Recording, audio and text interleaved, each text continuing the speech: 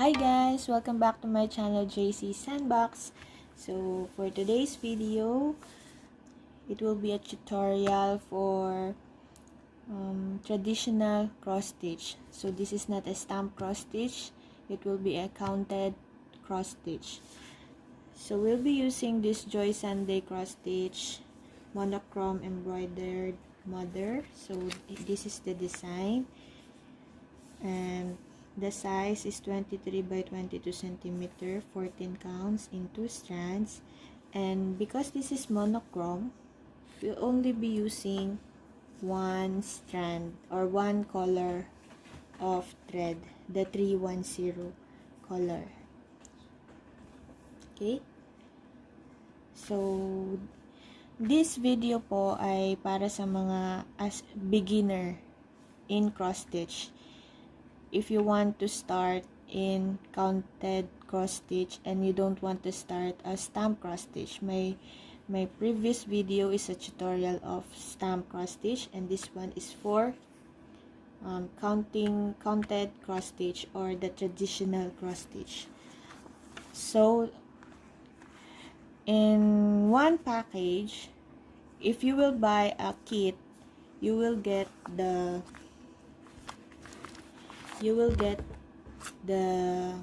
fabric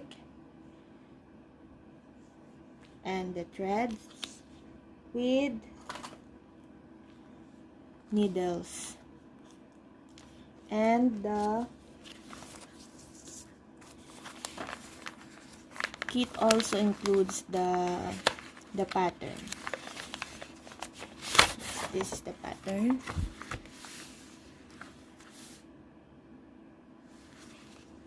So you will see in your pattern if it has full stitch, back stitch, and 3/4 stitch. So dahil we'll be using one color of thread only, so ang magkakaiba lang dyan ay yung symbol niya. For full cross stitch, you will see a full black of number 1 square. For 3/4 cross stitch, you will see a square, half black and half white, and there's a number 1.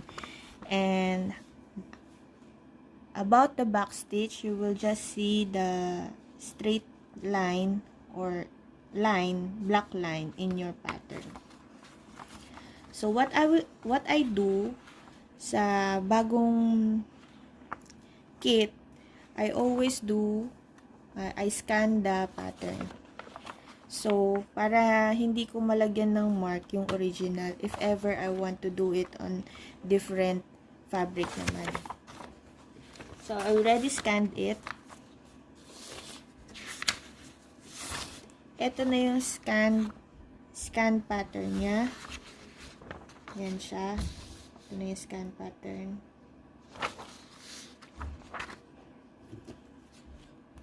And the next yung gagawin ay itong inyong fabric. First, because it is 23 by 22 cm, so walang difference yung width and height niya halos. So, ibig sabihin, yung width niya ay medyo malapad ng 1 cm kaysa kanyang height. So, hahanapin nyo kung ano yung mas malapad. So, this is 25 cm. And this is 24 cm. So, this will be the width and this will be the height. After that, you will fold your fabric. Press it in the center. And fold it again like this. Okay? Press it in the center. And then, yung nag-cross dito, yun yung inyong center ng fabric. Find the center of your fabric. And then, sa inyong pattern, you will see yung inyong pattern, yung center ng inyong pattern, you will see this red line. the red line. Ibig sabihin, ayan yung center ng inyong pattern. So, this is your center. So, this is your center. Okay? So, from this center, magtatahi tayo. Papunta dito sa right side. Etong right side. Eto, tatahiin natin tong part na to. Okay? So, eto ang ating center. Kukunin natin ang ating needle. So, ito. And then, from your strand, sa inyong strand, ang isang pirasong ganito,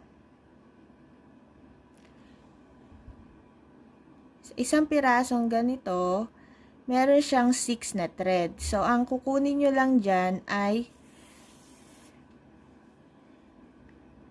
you will only need 1 thread because 14 counts calls for 2 strands of thread. So, line lang natin yan. And then, you will fold your thread in half. After that,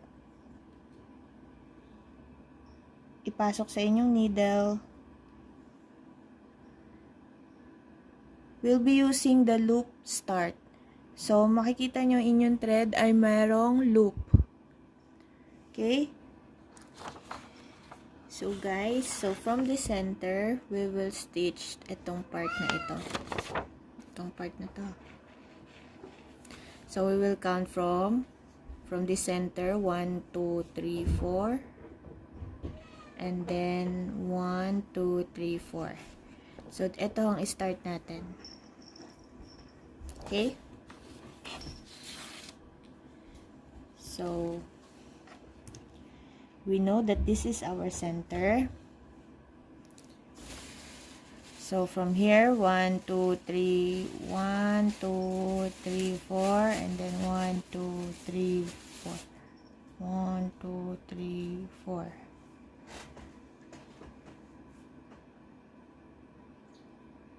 Okay. Then, we'll start the loop method.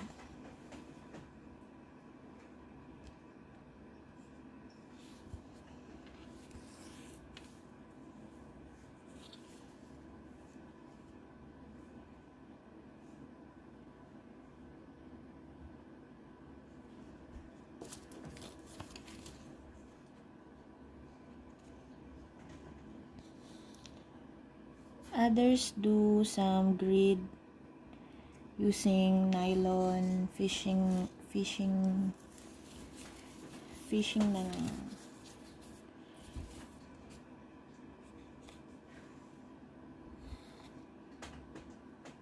so we'll do a 4 full cross stitch.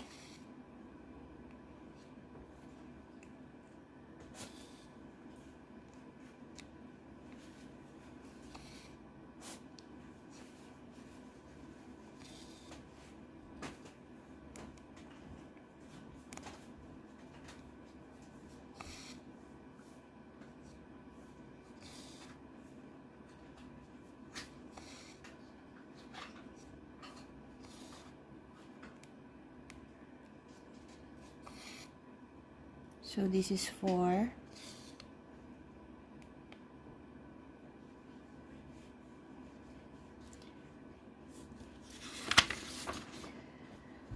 So this is 4 and then plus 2. Yung nasa taas niya na itong nasa taas. Kita niyo ba? Ito nasa taas na to. Plus 2.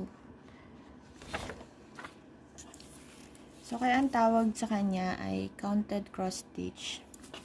Okay, lalapit ko. Yan ang tawag sa kanya ay counted cross stitch or traditional cross stitch kasi you are counting every cross stitch. Every stitch you will count. Kasi, one miscount nyo, parang, especially kung maraming colors yung inyong gamit, or intricate ang inyong design, maano na siya yung, may iba yung itsura niya. So, a total of 6 cross stitch dapat yon from the center. From dun sa baba. So, this is 1. So, this is 1, 2, 3, 4, 5, 6. So, 6 na to. And then, after, yung kasunod naman niya. So, mamarkahan na natin. And then, we will mark na yung ating na-finish na stitch. Mamarkahan na natin siya. Ayan. So, ang susunod ay itong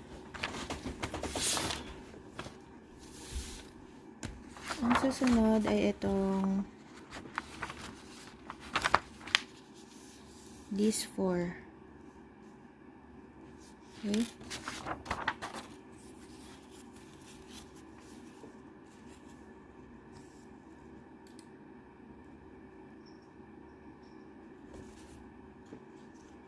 So, if you are a beginner in cross stitch, much better kung ang gagawin nyo ay full cross stitch before full cross stitch. Kasi yung iba, ang ginagawa nila, pagka dire-diretsong the same color, half stitch muna. And then, tsaka nila full cross. Bubuuin muna lahat nila yung half stitch. Then, full cross. So, malilito lang kayo doon. Especially kung beginner kayo. So, better do the full cross. Para hindi pa balik-balik ang inyong pagbilang.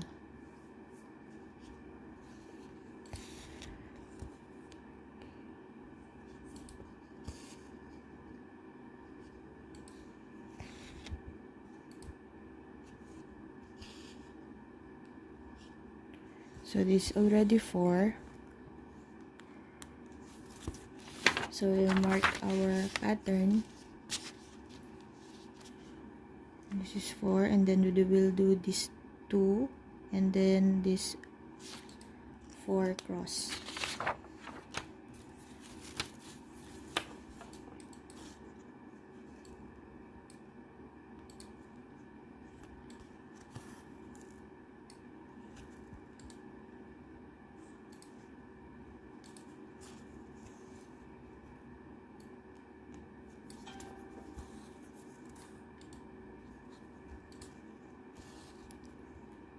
And then,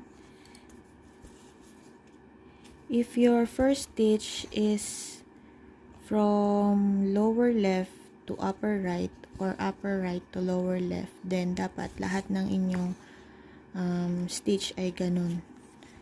Kung ang inyong top stitch ay puro pa ganon, papunta dito pa ganyan, so dapat lahat pa ganon siya.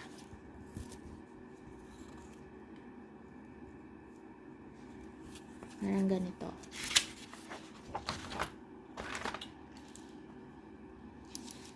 If your first stitch, kung ito ang inyong square, ito ang inyong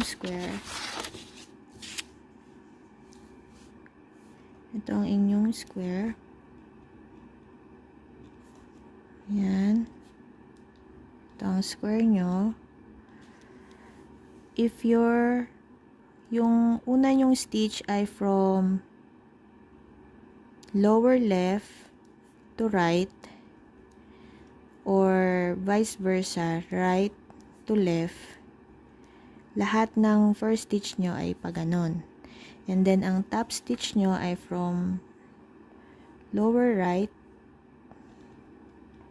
to upper left, or vice versa, upper left to lower right. Then, lahat ng top stitch nyo ay dapat paganito. Okay? If your ang una nyo stitch ay dito, dapat dito, ang top nyo ay ganyan. Dapat lahat ay parehas dito. Kasi kung sala-salabay, pangit tignan.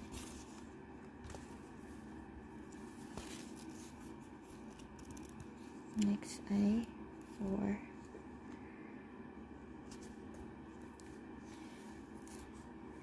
Then, if you are also a beginner, huwag nyo masyadong intindihan ng inyong back kung maganda ba yung back nyo. Kasi, may stress lang kayo kung hindi maganda yung back nyo.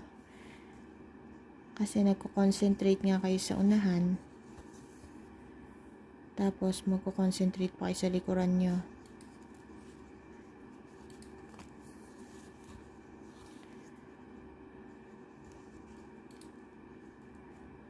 Basta, ang importante, yung inyong stitch dito sa ibabaw ay pare-parehas ang way. So, we have the 4. So, we will mark again. Sunod ay itong 3.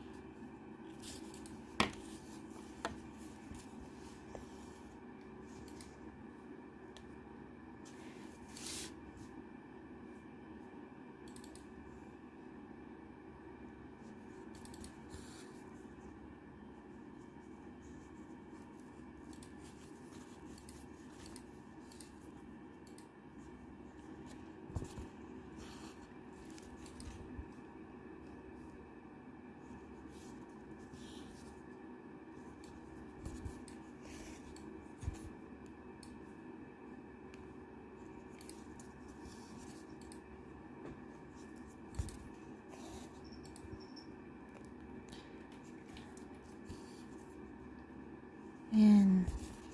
Nakarating na tayo sa center. Diba? Kanina, ang center natin na andito. Andito. So, ito yun.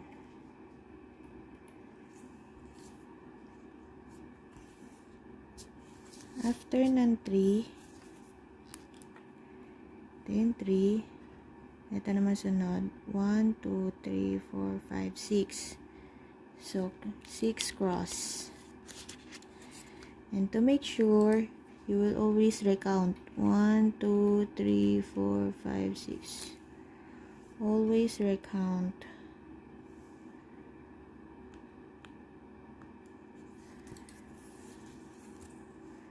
Okay. Some people do this instead para mas mabilis. 1,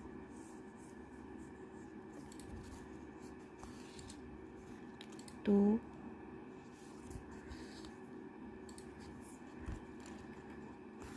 3,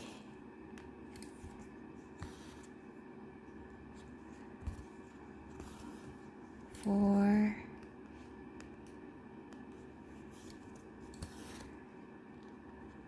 5, and then 6. So, alam mong 6 na yan. 6 cross na ang magagawa niyan. 1, 2, 3, 4, 5, 6. Okay?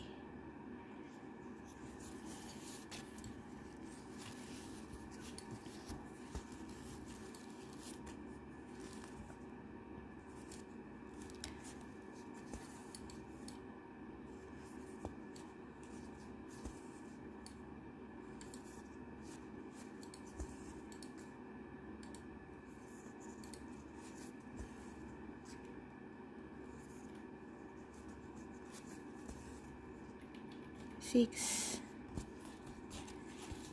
So after that, next one is 6, and then next is 1, 2, 3, 4, 5. 5 cross. So I will get to you guys, get back to you after I finish this part. Okay. So we're almost done. Our thread is almost finished. So how do you finish your thread? You can finish your thread by running your thread under your stitch at the back, or what I do, I use pin stitch. Okay.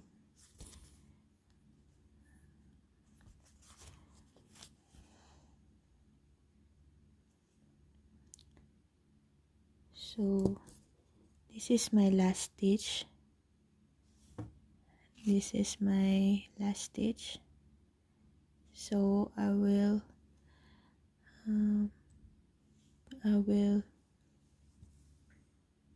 pin my stitch to here. After one square, dito ka magpipin ng stitch. So yung dito tayo magtatapos. Okay. What I do is I pin on the fabric either from this side, the center, and then I will pitch the center of that square. It will be a little tough dahil yung inyong fabric ay matigas. So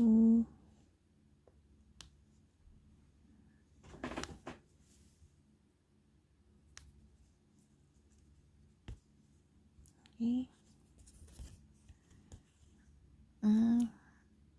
And then other center, left side, and then center again, then ito sa left side, and then we're done.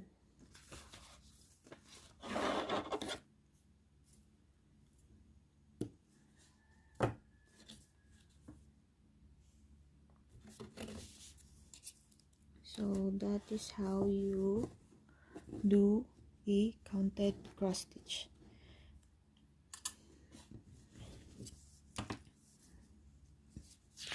Okay, so we already finished this part.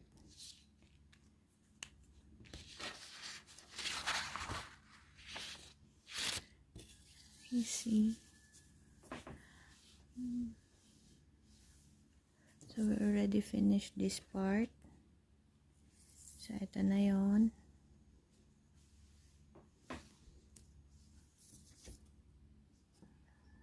Okay, and then my next video will be an update for this project. Thank you for watching, guys, and thank you for subscribing, and God bless to us. Bye.